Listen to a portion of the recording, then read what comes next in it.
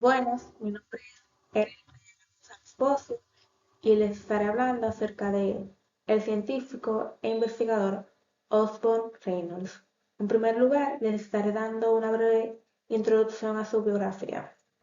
Osborne nació un 23 de agosto de 1842 y falleció un 21 de febrero de 1912. Fue un científico británico nacido en Irlanda y fue un investigador pionero de la mecánica de fluidos, incorporando temas en los campos de la física y la ingeniería. Realizó contribuciones fundamentales sobre la comprensión de la fluidodinámica y sus estudios de la transferencia de calor entre sólidos y fluidos implicaron mejoras para el mejoramiento de las presiones de calderas y condensadores. En reconocimiento a sus logros, fue nombrado miembro de la Royal Society y toda su carrera transcurrió en la Universidad de Manchester. Algunos de los aportes de Reynolds a la mecánica de fluidos han tenido un impacto significativo tanto para la ingeniería.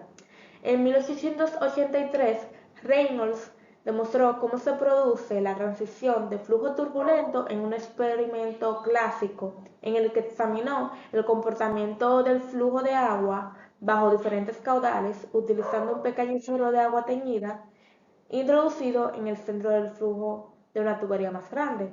Este tubo era de vidrio para poder observar el comportamiento de la capa del flujo teñido y al final de este tubo había una válvula con un control de flujo que se usaba para variar la velocidad del agua dentro del tubo. Cuando la velocidad era baja, la capa permanecía en una longitud grande, del tubo grande.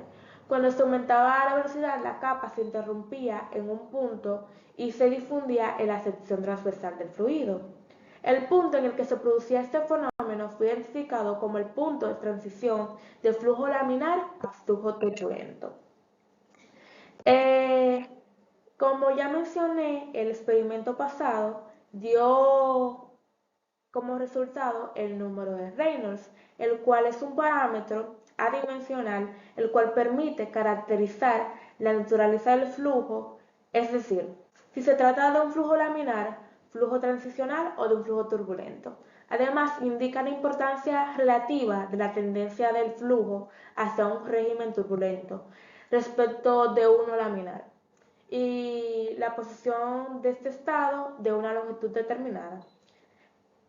En 1874 se concluyó que las fuerzas del momento son función de la densidad, del diámetro y la velocidad del tubo.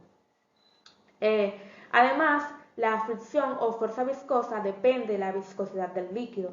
Según el análisis de Reynolds, este número se definió como la relación existente entre las fuerzas inerciales y las fuerzas viscosas o también llamadas fuerzas de rozamiento. Para entrar en materia, el número de Reynolds proporciona una indicación de la pérdida de energía causada por efectos viscosos.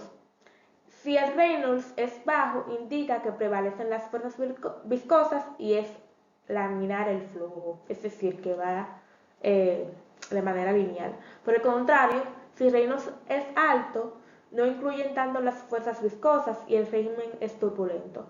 El movimiento no se da por capas, sino que desordenadamente por remolinos y cambia el perfil de velocidad del fluido.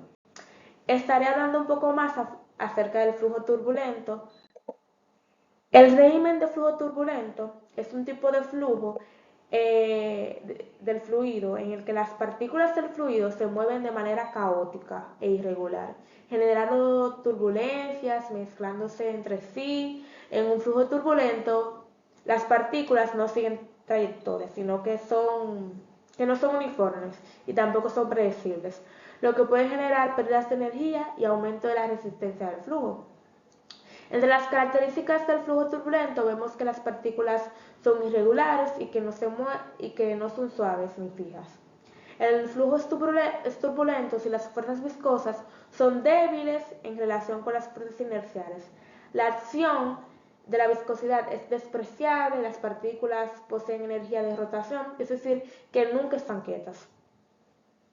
Eh, y pueden existir características tanto para, tanto para definirse tipos de turbulencia, tanto la turbulencia de pared, que es generada por efectos viscosos debido a la existencia de paredes, y la turbulencia libre, la cual es producida por la ausencia de una pared generada por movimiento de capas. Aquí vemos algunos de los ejemplos de flujo turbulento, como son el flujo del agua en los ríos o movimiento del aire cerca de la superficie de la Tierra. El humo y las olas del mar también son ejemplos del flujo turbulento. Espero haya sido una buena explicación. Tengan un buen día.